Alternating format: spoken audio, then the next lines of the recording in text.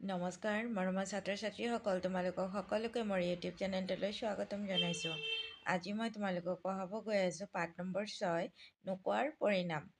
এই পাঠত চোৱা, প্ৰশ্ন দিছে, তোমালোকক দিছে ক দিছে পাঠভিত্তিক ক্ৰিয়া, 3 নম্বৰত দিছে উত্তৰ দিয়া। পাঠটো মই পঢ়াই দিয়া নাই, পাঠটো তোমালোকে নিজেই পঢ়ি ল'বা।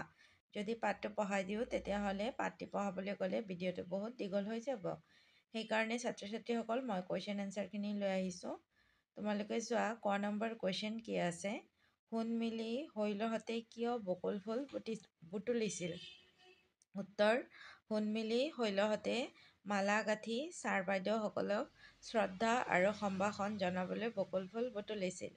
খ নম্বৰ: চোৱাচোন ফুলবোৰ কিমান সতেজ আৰু জীপাল, কথাষাৰি কোনে কাক কৈছিল?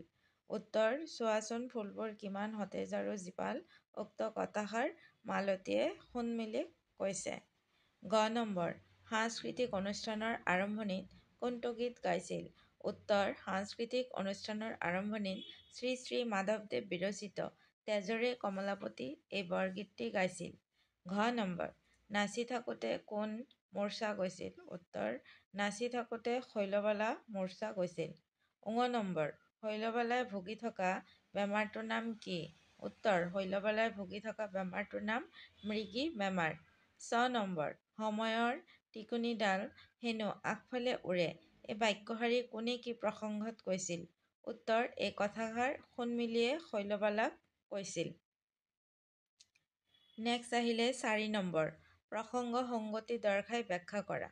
কুসংস্কাৰ আৰু লোকনিন্দাৰ ভয়ত অনেক লোকে সন্তানৰ বেমাৰ লুকুৱাই ৰাখে, সময়ত ই হৈ গৈ সৰ্বনাশৰ মূল। উত্তৰ: কুসংস্কাৰ আৰু লোকনিন্দাৰ ভয়ত অনেক লোকে সন্তানৰ বেমাৰ লুকুৱাই ৰাখে, সময়ত ই হৈ গৈ সৰ্বনাশৰ মূল। এই দুটা বাক্যৰ পৰস্পৰে এটি অসংগতি দৰ্শায়। প্ৰথম বাক্যটোত কুসংস্কাৰ আৰু লোকৰ নিন্দাৰ ভয়ৰ পৰা সন্তানৰ বেমাৰ লুকুৱাই থকাৰ কথা কৰা হৈছে, যেনে লোকৰ অধিকাংশ সন্তানৰ বেমাৰ লুকুৱাই থাকে। দ্বিতীয় বাক্যটোত সময়ৰ অস্তিত্ব শেষ হৈ যায় বুলি কৰা হৈছে। এই বাক্য দুটাৰ মাজত সংগতি নাই। 5 নম্বৰ: মালতীয়ে শৈলবালাক চেণ্ডেল সুঙাবলৈ উদ্যত হওঁতে প্ৰধান শিক্ষয়িত্ৰীয়ে কি বুলি বাধা দিছিল?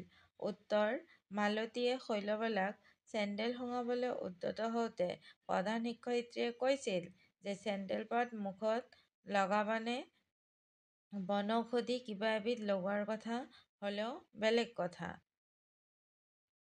এই কথাখিনি কিন্তু তোমালোকে পাঠটি পঢ়িলেহে গম পাবা। 7 নম্বৰ আছে যে তলৰ সম্বন্ধবাচক শব্দকেইটা ভাঙি দেখুওৱা। মাৰা ভায়েৰ ভনীয়েৰা খুৰীয়েকক।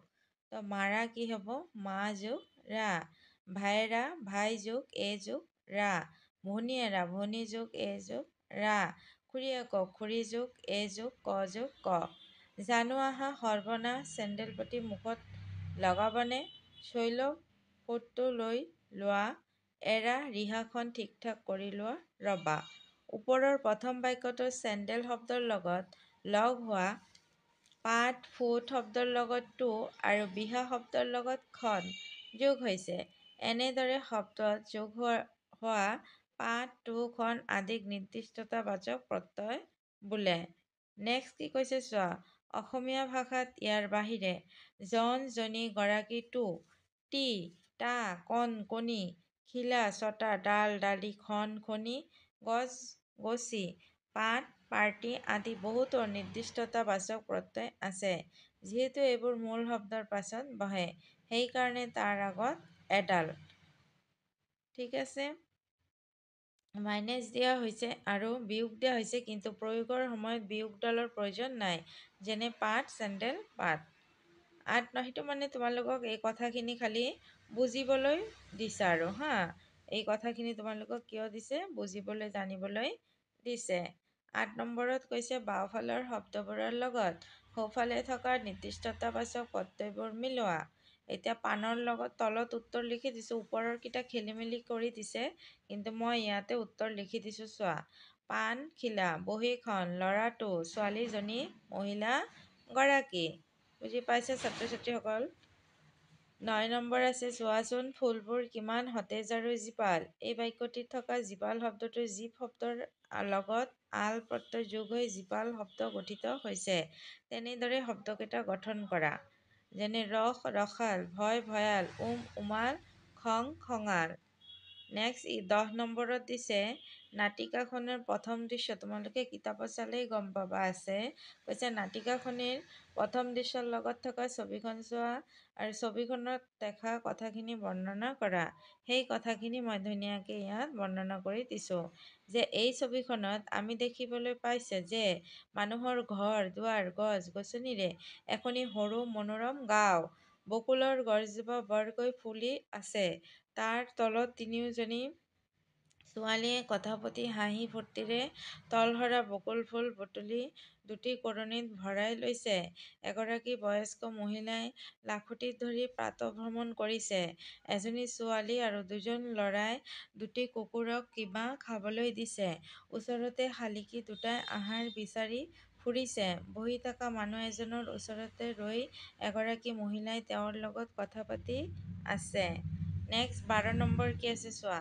তোমাৰ গাঁৱত বা ওচৰ চুবুৰীয়া এনে ধৰণৰ সমস্যা সৰ্পদংশন, জণ্ডিচ, বসন্ত আদি পৰিলে তুমি কেনে ধৰণৰ মতামত আগবঢ়োৱা আৰু কি ধৰণে সহায় কৰিবা কোৱা।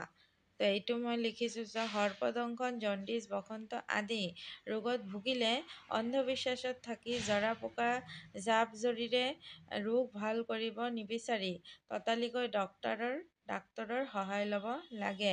প্ৰয়োজন হ'লে 108, 102 সেৱাক মাতি ৰোগীক ডাক্তৰৰ ওচৰলৈ নিয়াব লাগে।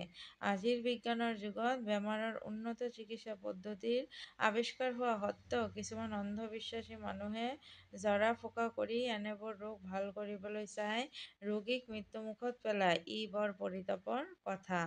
ঠিক আছে, বুজি পাইছা ছাত্ৰ ছাত্ৰীসকল। মই এই পাঠত থকা কুৱেশ্যন এনচাৰখিনি গোটেইখিনি দি দিলোঁ। তোমালোকে খুব ধুনীয়াকৈ নিজৰ বহীত লিখি ল'বা। আৰু পৰীক্ষা আহি গৈছে, ভালকৈ চবে পঢ়ি থাকা আৰু ভিডিঅ'টো চোৱাৰ বাবে অসংখ্য ধন্যবাদ।